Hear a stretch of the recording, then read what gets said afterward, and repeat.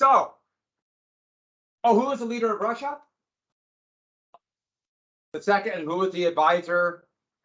Rasputin, yes, Rasputin. And let's see, we got imperialism, we got, oh, what group that lived here?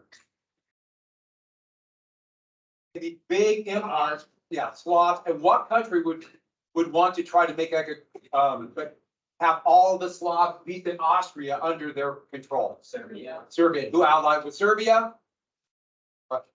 Okay, so let's get to here. Alliances and militarism. They go hand in hand.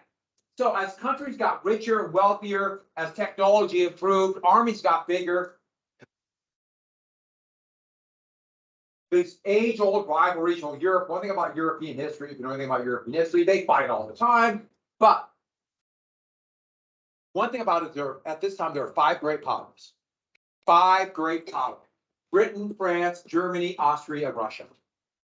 Austria was getting weak just because of the trying to hold together that multi-ethnic, multinational group together.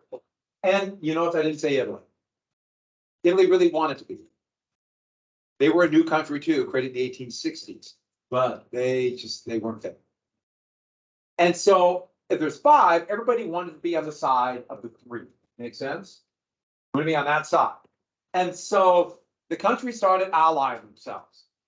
And all through the end of the 19th century, there's a lot of bouncing around. But one thing to know, France was very powerful, but Germany had a 3rd greater population and had the best army in the world. Britain had virtually no army, tiny little army, but by far the biggest fleet in the world. And so let's get to the 2 alliances. The first one is called the Triple Entente. And so all through the war, you see them called the Entente powers, even though today, if they're talking about it generically, they'll call them the Allies. And then here the Allies are in green. But the Entente power, all Entente means is understanding. And what it was are 2 countries.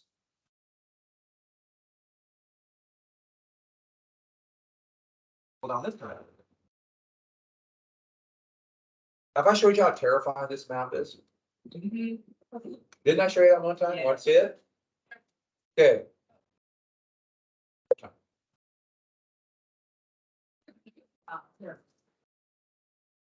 That's a map. That's how we administer paper cuts. Okay, so after that, it's kind of scary.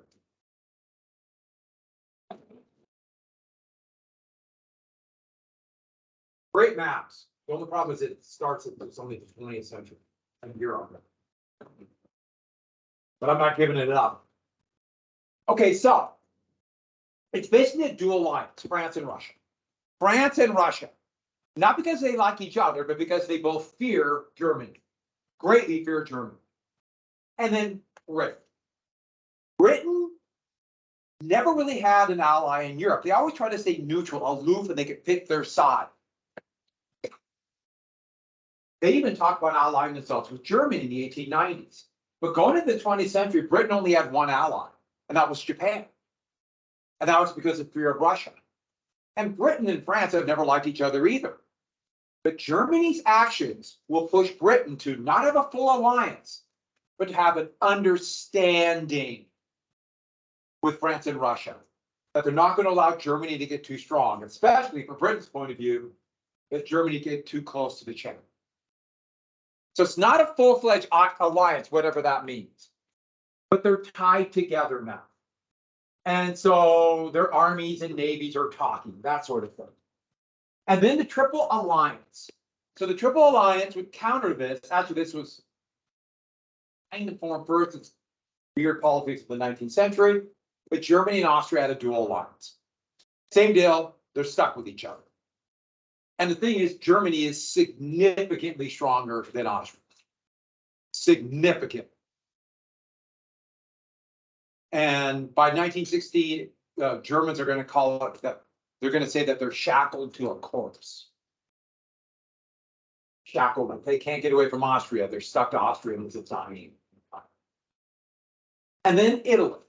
Italy, not a great power, but Italy joined because of they want kind of colonial intrigue with France and Britain in Africa. But Italy and Austria hated each other. See this little finger of land right here? See that right there? Austria had a hunk of Italy called the Tyrol. And also Italy claimed this. And so Austria and Italy were actually big rivals. They didn't like each other. So when Germany made their plans, they never really counted on Italy. And they would be right. Italy not only did not join the war in 1914, they declared war on Germany and Austria. That's the worst type of ally, if they declare war on you. But let's get the other ones. We know Austria and Serbia, right? And there's one more we have to get. Little tiny Belgium, created back in 1830. Now, it's a little tiny Belgium. Everybody said they would defend Belgium neutrality. Now, nobody cared if a country said they're neutral or not. I'm neutral, so if they declare war, they declare war. But Britain had a vested interest to their point of view in Belgium neutrality. Britain saw it as the protector of Belgium. They didn't want Germany to get even closer, to just jump across the channel. So now you see Britain feels like they're tied to Belgium. Now, Germany and France also said they'll defend their neutrality, but they'll do whatever they want to do. Britain, though, worried about that. So those are the alliances, yeah. Switzerland's going to be neutral. Now, once again, we'll get to the point. Why? Switzerland, how can Switzerland maintain their neutrality? Does anyone know? Yes. Why not being okay? No, there's actually a lot of tactical value here, potentially. Connected with, if you just look at the map of Italy here, also they're becoming a very wealthy banking country, so there's finance. Something actually just more basic. What's located in Switzerland? Yeah, it's almost impossible to get across. It's really easy to defend. And nobody wants to get bogged down in the mountains of Switzerland, so that's why. It's too hard to go through. In fact, Switzerland today, their defense is really, really quite simple. Every mountain pass going into Switzerland is mined. If they're attacked, they let out the mines. They will lock themselves in, lock everyone out. Basically, the point is, you take it, you can't get out. And so that's really that's still their plan. It seems so weird today, but it's also everyone just avoids it. That's how they're able to maintain neutrality in World War II and World War I. So good question. That's why. It's one of those weird things. And the same, Spain was going through all kinds of change, and monarchy fell. They stayed neutral because nobody wanted to widen the war with them. Switzerland's right here. Belgium doesn't have mountains. Even as Luxembourg. That's me pondering. Pretty good, huh? They have low mountains. All right. So let's get to this then. Once this happens, as populations are growing, armies are getting bigger and bigger, but remember the second industrial revolution. Steel, oil, better coal-fired turbine engines, and one of the biggies, what did Alfred Nobel invent? Dynamite's going to lead to smokeless powder, and that would change everything. And so that gets to the arms race. And the arms race, basically a couple different things. All these new technologies. Now we know that everything's going to affect war, from radio technology, telephone, telegraph, airplanes. Machine guns have been invented before, and the smokeless powder with longer range. But the biggie, modern artillery. Modern artillery would become the most important weapon in the battlefield. Most of the casualties in a modern symmetrical war, so basically two armies facing each other, not guerrilla war. The biggest killer, the biggest weapon that causes casualties is artillery. 90% of the casualties in World War I were caused by artillery. And that is because artillery, high explosives, cannon, guns, and every shell is designed. Either they put little little balls in them to explode out, or the way they do now, they started in World War I, the shells have a steel casing, and they're specifically designed to explode into 1,000 needles that just rip bodies apart. Needles are just big, jagged humps. I mean, just tear bodies apart. artillery is the killer. And so, for example, the most important weapon in this war right now in Ukraine is artillery. The biggest killer. And it's actually kind of a big deal. Poland makes a really good self-propelled artillery, so it's on the ground, so it looks like a tank, but it's a cannon. Poland's going to send a bunch of them to Ukraine. It's like a big deal. Ukraine's going to do like their last offensive, but they finally have to solve. Or they probably have to go to the peace state. Yeah. Yeah, but I'm still on new technology in artillery.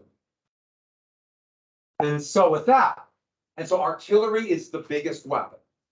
And that only the wealthiest countries can do this. You have to be the most industrialized nations. By the way, I should have France made really good cannon, but they thought small rapid fire cannon would be better. Terrible mistake. Germany made bigger, heavier artillery, would be decisive. But the other big thing is as the countries grew in size, the armies got bigger and bigger and bigger. And everybody adopted conscription. What is conscription in the United States? What do we call it?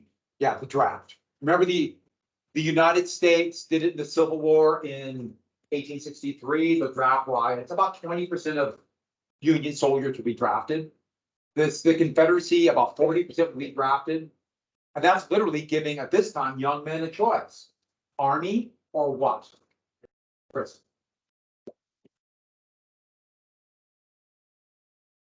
And so with that, both sides started getting bigger and bigger armies. Now, Russia, which was a country right here, that would be the king of Prussia would become the emperor of Germany. They're the first ones to do kind of a modern conscription, but in the French Revolution, they did a mass conscription, and that's what everyone's going to follow. All young men are in it. But everyone's going to follow the German model, except for Britain. The US didn't draft either, Britain didn't draft. Every young man, you're 19, you're in. And you're in for a year. You train, you drill, regular force, you're armed, you're the standing army, it's called. Every young man. Now, certain young men are going to be recruited and picked to go to the military academy to be officers. Some of those enlisted men will be recruited to be like sergeants, non-commissioned officers. Makes sense. But then after that, every young man after that year, they're in the reserves for the next 20.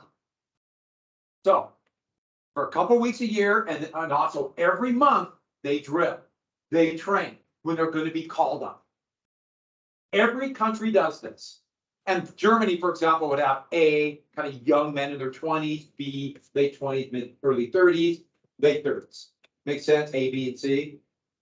And then after the 39, they're out. In peacetime. That would eventually go up to 50. You know anything about World War II, that would go you're walking.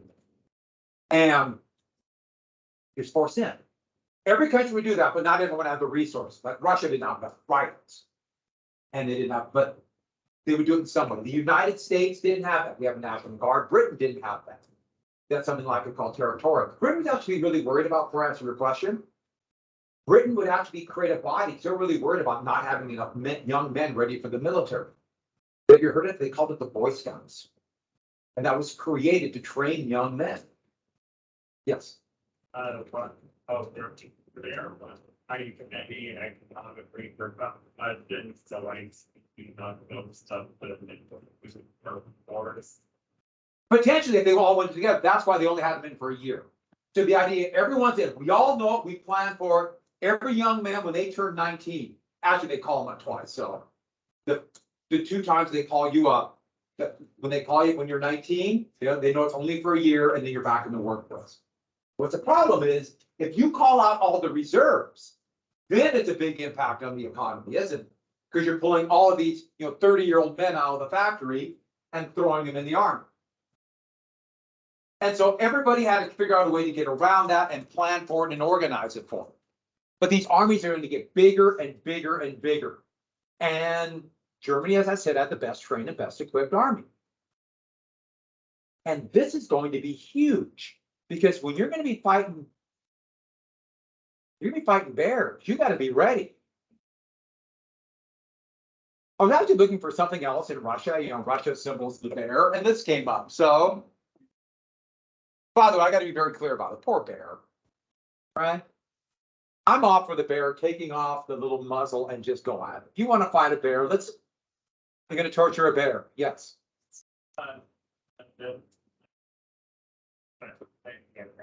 To be so illiquid that they just operating them. Not quite. Even though there's stories about the Russians having like bears as mascots.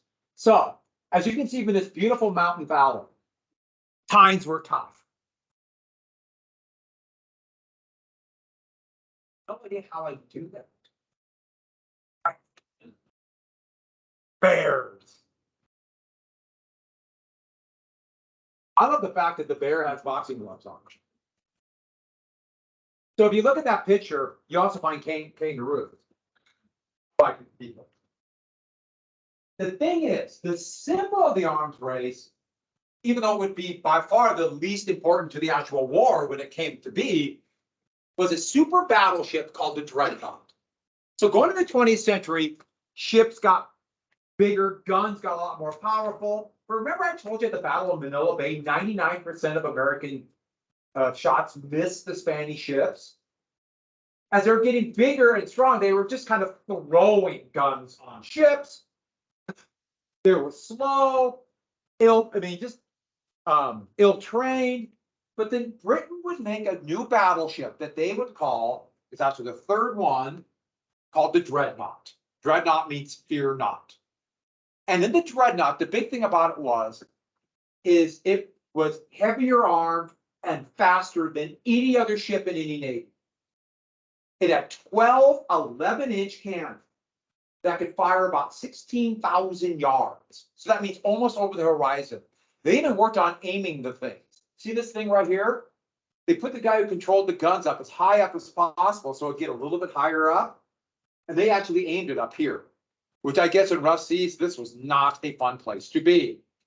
And they had guns in turrets bristling the sides of the ships. And when they made that, and it was almost 20,000 tons, twice as big as any other ship in any navy.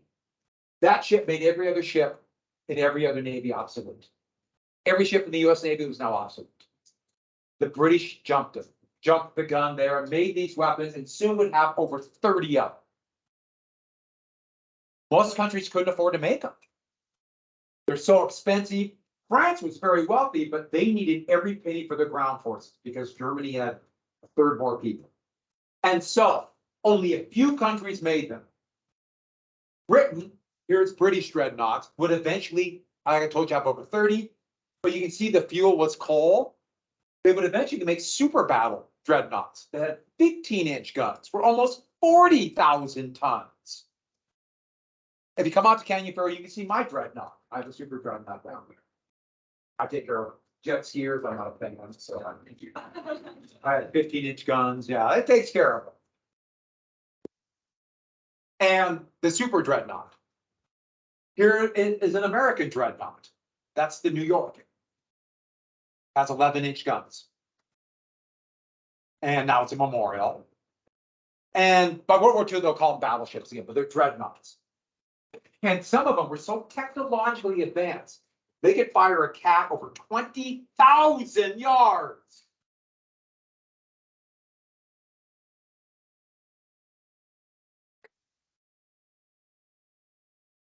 They actually rarely fired cats. Rarely, unless somebody made them. Okay. I should have one interesting thing about dreadnoughts.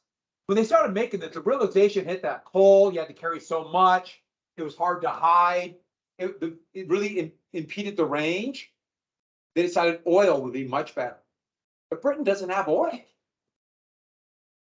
I wonder what area of the world Britain will begin to intrigue that will cause trouble to this very day. Why won't you blame everything that happened in what? Middle East. They have Iran, what's going to become Iraq, this place called Kuwait. We can thank the British for starting it off. And so with that, but then what about Germany? when Germany started making their own very powerful battleships, and since Britain hadn't covered the entire world, Germany sent their battleships right here. And once they made the dreadnoughts here, Britain began to move closer to France. This would push Britain. When Germany would make, by the war beginning, 17 dreadnoughts, and in many ways better than the British dreadnoughts. Britain, that almost became ally with Germany in the 1890s, is going to push to that entente. And ironically, when the war began, these weapons were so expensive and had so much prestige built in them that both sides were afraid, especially Germany, were afraid to use them. And so the German dreadnoughts, except for one major and a couple of small battles, stuck in their harbor right here at Bremerhaven and never moved. When the war ended, there'd be a revolution in Germany that would end the war. It would be triggered by the crews of these dreadnoughts that were tired of sitting. There'd only be one big battle right here, is a place called, well, this is the Jutland Peninsula. So the battle here is called Jutland, a massive battle that was inconvenience. Irony, the weapons were so valuable, they're afraid to use them. Gee, I wonder if we have weapons like that today. Moving on. I'll give you a classic example of that. There's no way the United States would ever use the B-2 bomber any place it could be shot down. Because they're just too expensive. We put about $200 billion a piece in each one of those planes. If one of them gets shot down, then we got 20, and they can't maneuver. So, have you seen them go like a flying wing? Yeah, they can't maneuver. If they're seen, I know they're kind of stealthy against radar, but if they're seen, they're down. And so we'll never use them.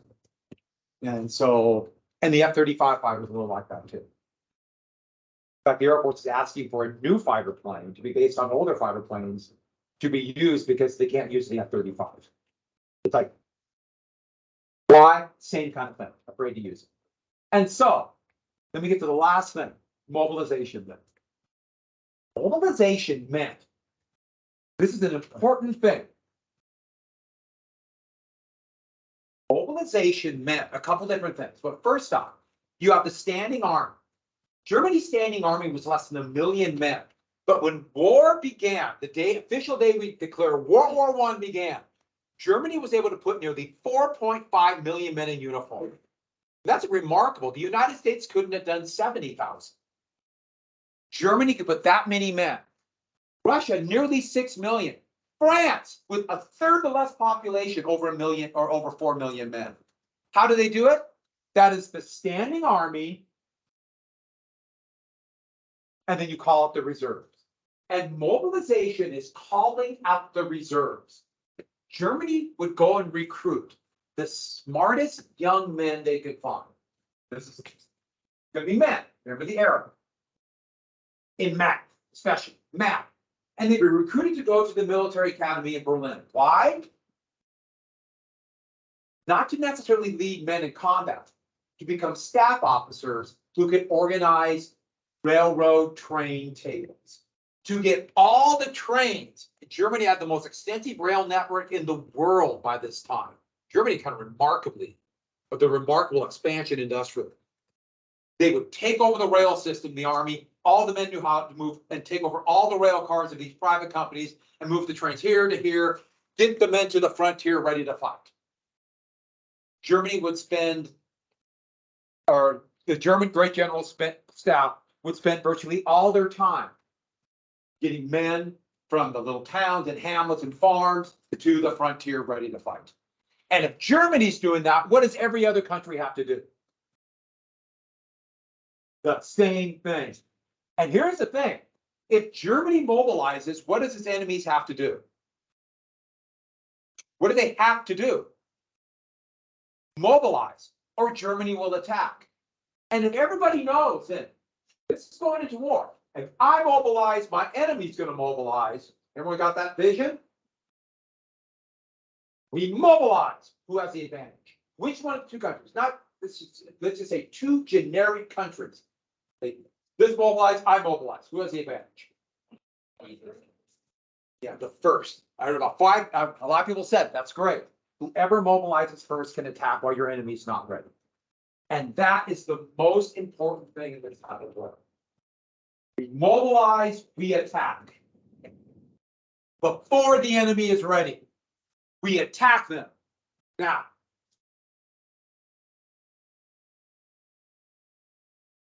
that means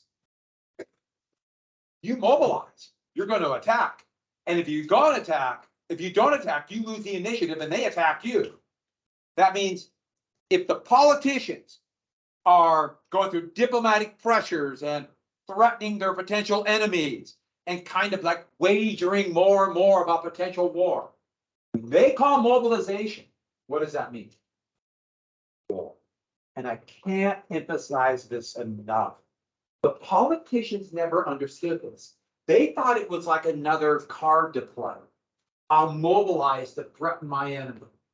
They didn't realize, they just couldn't wrap their mind around that the armies are sitting there going, okay, we're practicing day and night to mobilize. Mobilization? War. And I don't think they understand that today. And my guess is some of you understand it, but you haven't really thought about it, which you haven't thought about it. Because it's kind of a scary thing to think about. Once you take those steps and start drifting towards war and ratcheting up the pressure, eventually to the point where the military is going to say, we have to go now or they're going to attack us. We have 150 ICBMs, in Great Falls. How fast can they fire? All of them can be gone in less than 10 minutes. All of them. By the way, if placed correctly around the world, world's government. No. Oh, sure, there might be some few people running, surviving in the wasteland, but the world's gone. That's just the ones around Helen. Heck, 2 SLVM, submarine that could fire ballistic missiles, 2 of them could destroy the thing. You keep ratcheting it up, and eventually to that point where you go, and then you can't go back. Now, fortunately, they have nuclear weapons here, but they're going to do this. They're going to keep, and next thing you know, mobilization, war, can't go back. Because Hank brought up a really good point. If you call out all of these troops from their jobs or the farms, these men, we're talking all the way up to 40. Think about the workforce. And people who are a little bit younger than you. Call everyone out. You take over the rail network. What has the military, therefore the government, just done?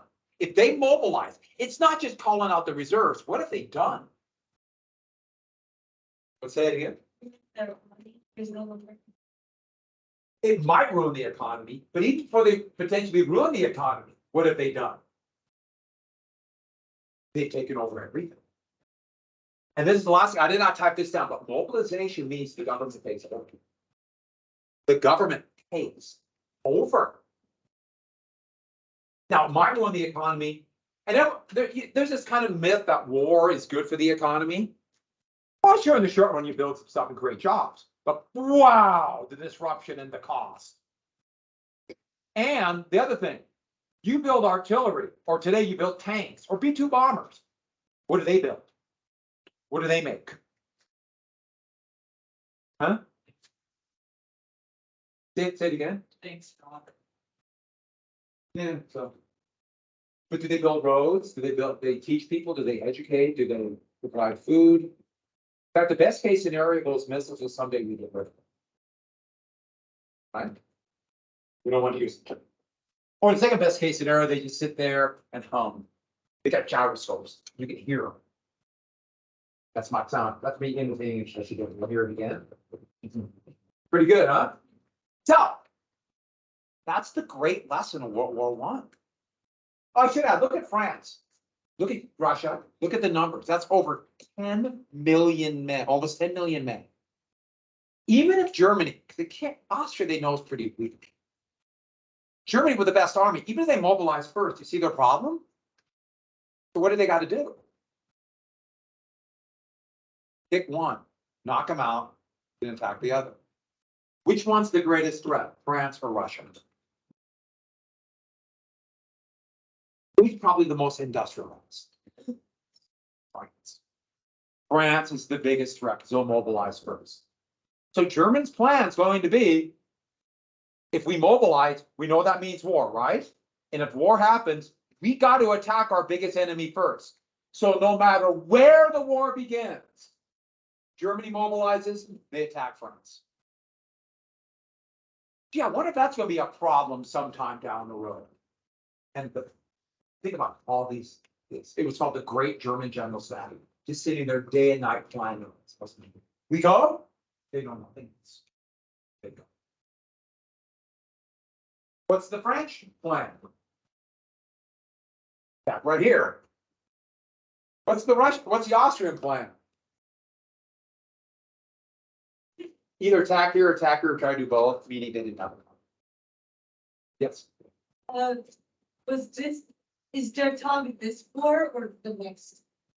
their target, Their target. the day, this one, the day. So is their target referring to the moment that we mobilize? Yes, that's called mobilization.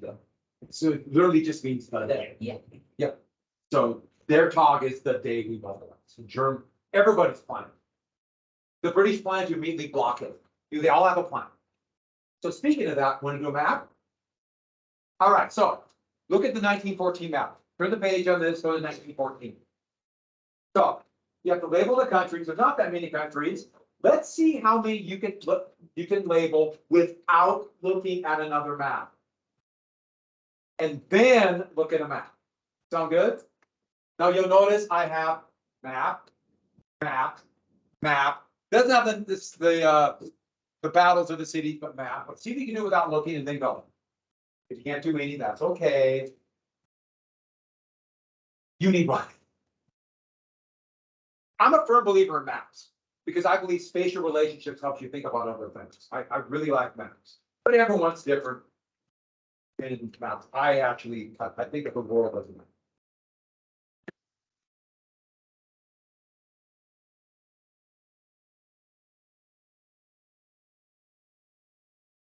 Now, Ireland's not a country.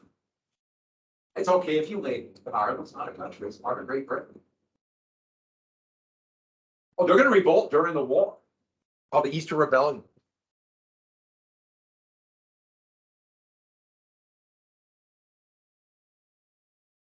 But here, that's Luxembourg. Yeah, Germany's going to take it. They only had about 12 cavalrymen and about 200 soldiers. Basically, all they could do is stand. They're part of NATO, not Luxembourg.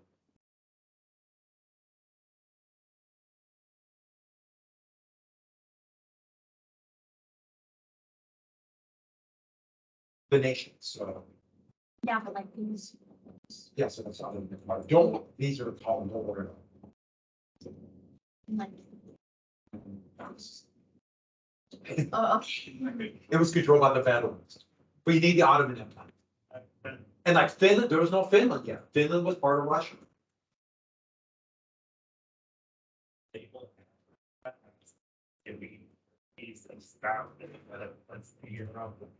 Yeah, well, just leave it blank.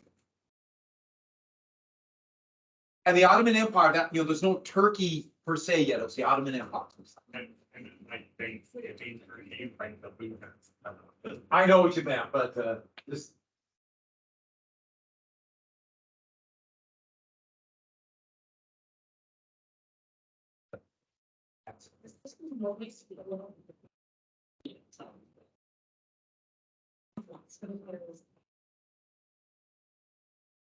A little tiny country, it's kind of hard to see. But shows you how they all fought. Little tiny mining neighborhood, but still had 50,000 troops. And that gives you an idea how they were all militarized. Hey, all young men, you gotta be ready to go. Oh yeah, let me do that. They're not believing. First is part of France, so these change the system. Balearic Islands and parts of them.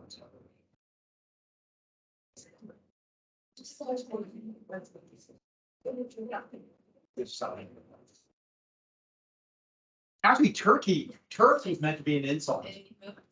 Yeah, Turks was an insult, and then the Ottomans said, okay, we'll be Turks. Yeah, Jutland this entire thing, that's German, that's the Jutland Peninsula. So the battle of Jutland is what we're talking about, it's right here. And it was a huge battle. Good friend of mine just did a cruise to the fjords of Norway. And went through, he goes, I saw where the Battle of Jutland is, it looked like every other bit of ocean. I still was kind of jealous, I would like to go there.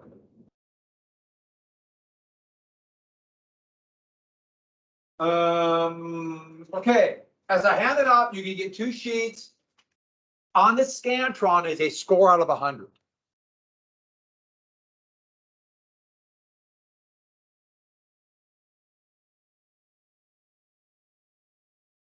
Yeah, and once you get done, once you can't find, if you don't know, look it up. All, but this map, or you can look like, here's Canterbury. We're done. Well, the best trip I've ever taken, so we're done. Boom. Istanbul. Even on this map, they still call it Constantinople. All Istanbul is just, huh? It's not for what? Wow. It's not really, but it's It's the same city, but the Ottoman Empire, they refer to it as.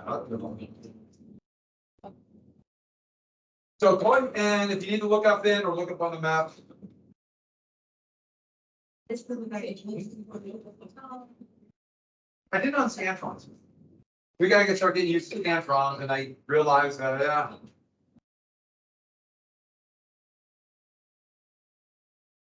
It even has some finish right here.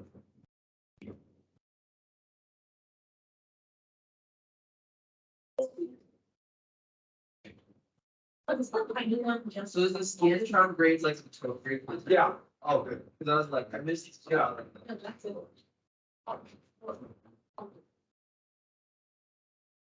And then, yeah, because you did the short IDs. We came back and did the short IDs. I'll give you that one.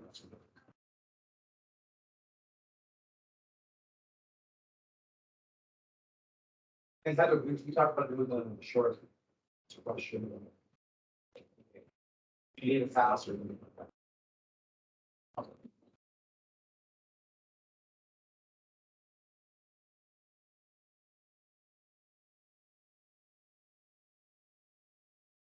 It's a Dutch. I've driven across Luxembourg. It did not take long.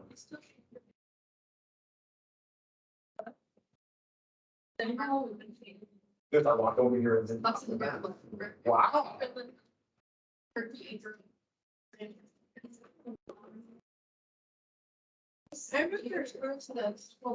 Yep.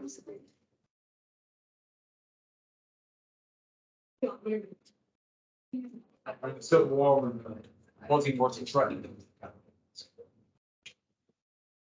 Busy.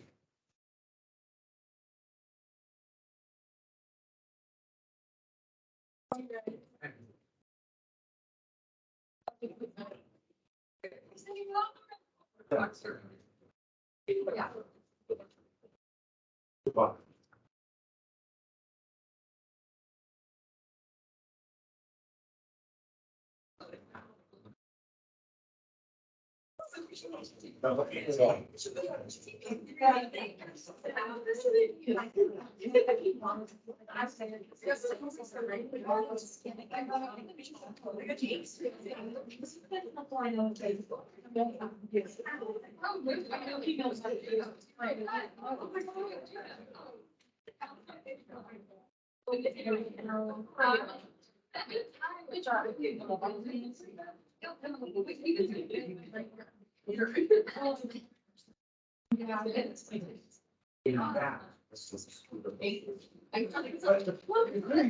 But I was great.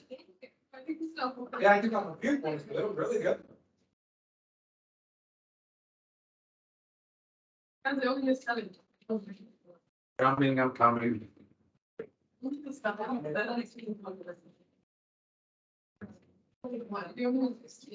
You mark both answers. Let me look up on this.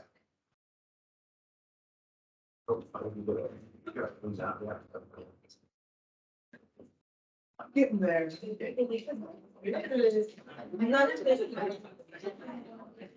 It's on that sheet of paper right there.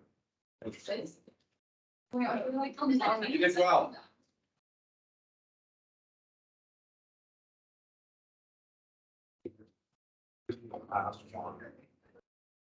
Zoe. What? On faith? It's a piece of paper.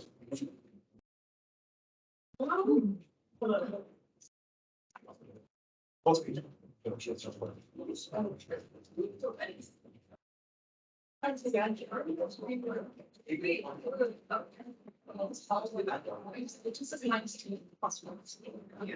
see command. I think it's nice to. That it was.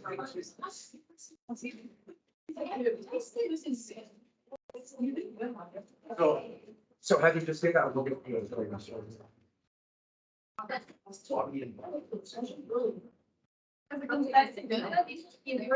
Oh, I gotta.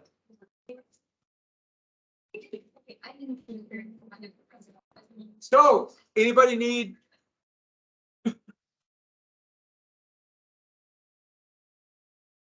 Hannibal. Right there. Well, I'm pointing. You want me to point at anything real quick? Anyone you can't find, I'll point real quick. Hank, what? Vienna?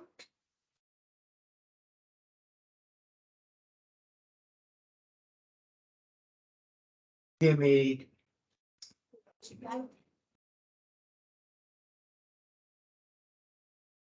Oh.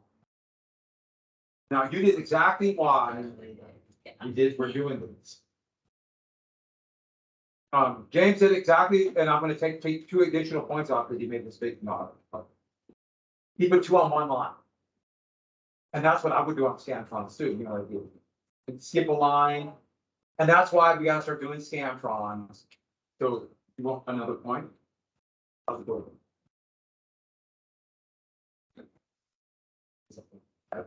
I'll give, so that would give me 2 points. I'll give you the point. So. Oh, sorry.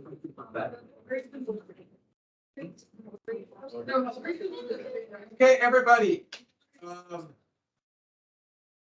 Yeah, I'll let you go ahead and hold on to this because we're not talking about that test itself. I'll go over it because you still gotta take it. All right, so. Yes. Yeah, mine's for you. Good job.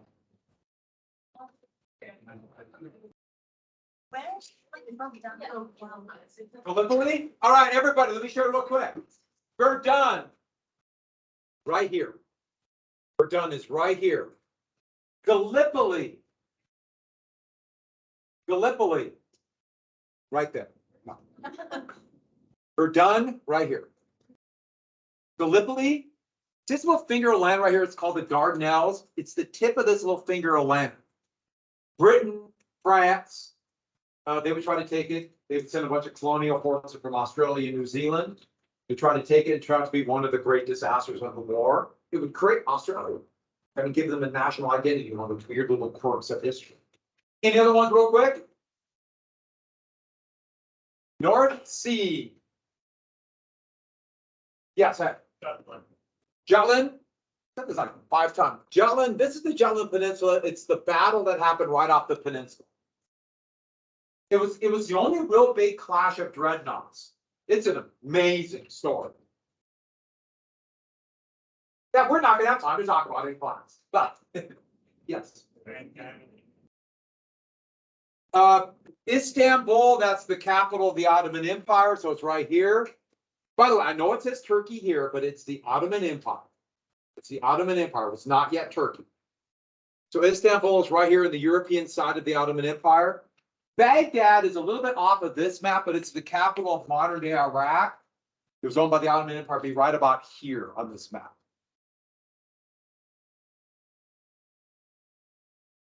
Baghdad. Yeah. So you got that phone connection. You're gonna call someone in Berlin. I was looking at my house. Berlin's right here. And London?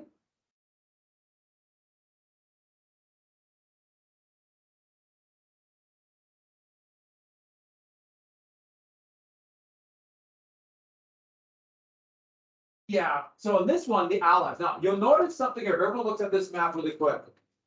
I know the triple lines at Italy, but Italy's gonna join the Allies, being top powers. The Central powers, you get it because you're in Central Europe.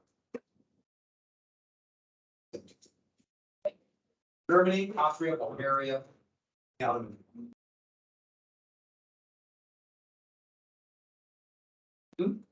Yeah, Italy joined. Basically, they went on a big bidding war. Who's gonna promise Italy the most stuff?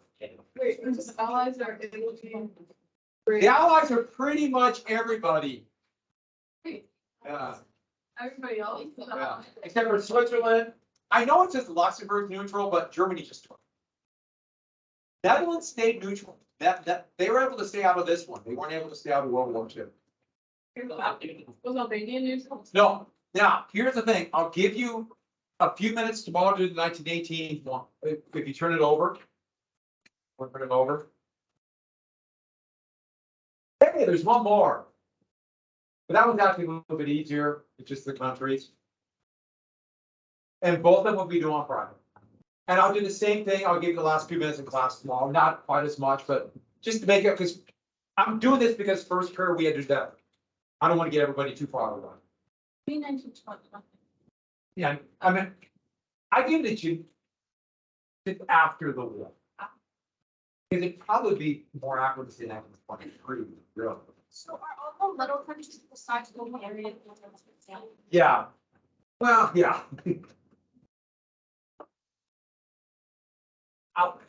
Greece didn't want to be, but the British had to be.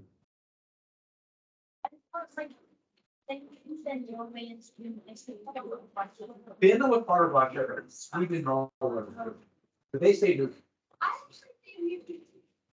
Same deal, like Norway and Finland. couldn't stay out of them too. They did. You make me sweet, but like I would look back and feel like. That's asking. Sweden has been neutral till Russia invaded Iraq, or Russia invaded Ukraine. Then they joined NATO. Turkey's holding up though, because Turkey wants 5. At least we didn't have like the member for the meeting. I'm being the most board. Yeah. Makes sense, yeah. About 1300 till 1919.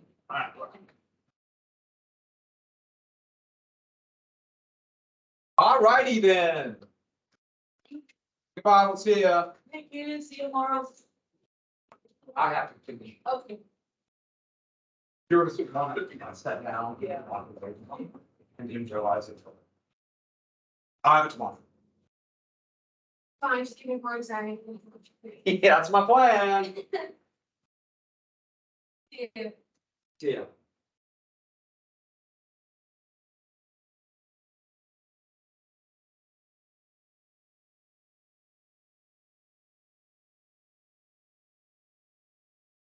Go to the poll.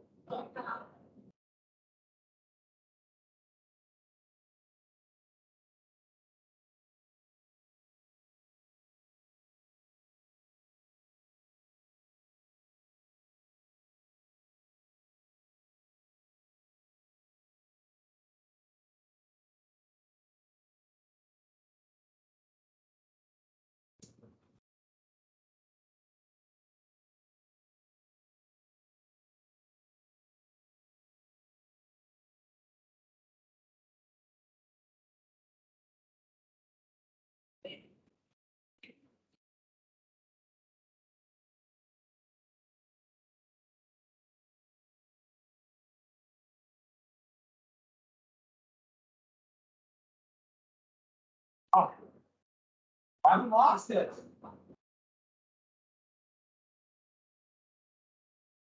Play. When do we do the test? You remind me.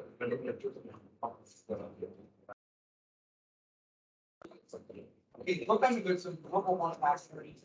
Can't run off the wall.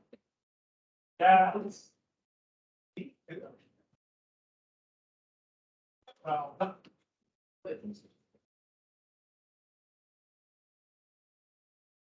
They can't wait for math. Whoa. That was impressive. Someday. Yes, go. No, we can get there.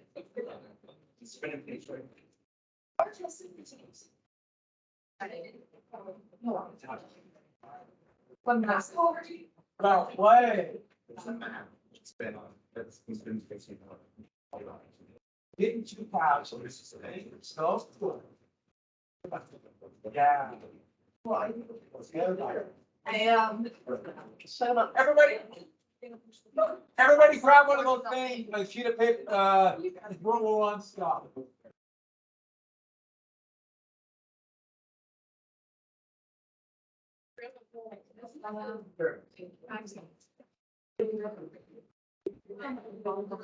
Are you to?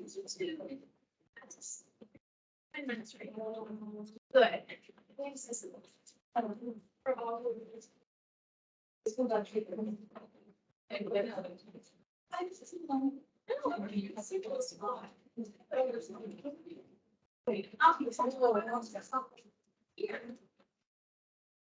It's like what? I'm not gonna go in that in 5 weeks. Yeah, just reach out to him. Oh. Are you missing a cheat or? No, I'm just. That was all fun, was nice. No, because it's different years. Oh. So. That was, I think, that. Huh? Yours are due today, everyone else on Friday. I'm gonna give you a little bit of time today. I'm gonna be funny, I'll explain to everybody. Yeah, like, for some reason, it's like, they just are putting extra sheets. Pretty. Hey, we're able to find the jungle? Yeah. Yeah, that's. Oh, we're filming all this.